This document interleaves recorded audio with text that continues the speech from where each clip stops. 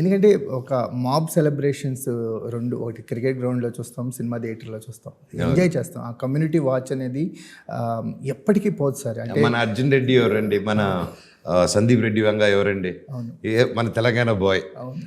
Telangana bye వెళ్ళి హిందీలో అమరా జాట్ హే అమరా కపూరే క్యా అనుకుని చూసారు వాళ్ళు. లేదు కదా, డైరెక్టర్ టాలెంట్ హేకి నై ఆయన రే హిందీ వచ్చేసింది రే. ఆయన ప్రెస్ మీట్స్లో కూడా ఎవరిని ప్లీజ్ చేసినట్టుండడు. అదే థియేటర్లో చూసుకుందాం, నువ్వు రాసేది రా, అదే ప్లీజ్ చేయడు, కొడతాడే ఎక్కువ ప్లీజ్ చేయాల్సి వస్తే. సో మరాడు ఆ టఫ్నెస్ ఉంది. సో ఎస్ అండి, ప్యూర్ టాలెంట్. అందుకే వాళ్ళకి హోల్ ఇండియా యూనో తీసుకొని ఆయన నెత్తిబీడు పెట్టుకున్నారు. అలాగే మనం ప్రశాంత్ నీల్ గారిని కానీ, డిఫరెంట్ వేరే గొప్ప డైరెక్టర్స్ కానీ, రాజమౌళి గారు కానీ అటు వెళ్ళినప్పుడు is worship. So and cinema is one great thing అండి. అమితాబ్ బచ్చన్ గారిని దేవుడిలాగా చూస్తాం మనం.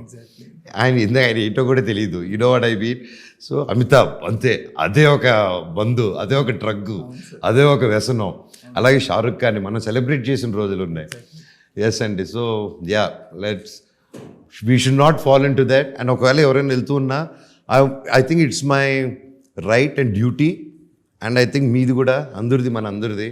బయట ఎవరైనా పిల్లలు కానీ ఇది ఇలాంటి ట్రెండ్ ఏదైనా చేస్తూ ఉంటే వాళ్ళని ఐడెంటిఫై చేసుకొని, I think this is more than terrorism అండి, what I feel. And it's supportive terrorism అని ఫీల్ అవుతూ ఉంటాను, మనుషుని విడదీయడం. సో ఐ థింక్ యాజ్ ఈ జనరేషన్లో వచ్చే జనరేషన్ కూడా మనం అడ్డుకట్టలాగుండి కొంచెం దీన్ని మార్చేదానికి మనంత ప్రయత్నం సోదేసినా సరే చెప్పుకుంటూ వెళ్తూనే ఉండాలి మనం. ఇది అది అవసరమైన మాటలు. అవునండి.